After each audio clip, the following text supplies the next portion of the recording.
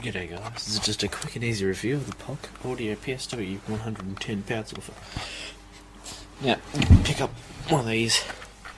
It's half a dollar for about $400, and what you get is a 10-inch bass driver, nice sturdy enclosure, and with a bottom firing board, down firing if you.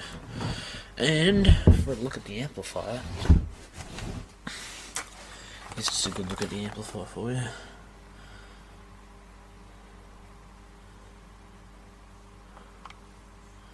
So you have your left and your right / left low frequency inputs.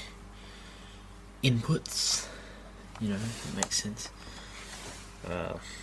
Model Polk psw110 black, 230 volts. Yeah, if I can get another one. I got a cold guy, so if I can get another one of these, I'll be pretty happy. Let's just turn around.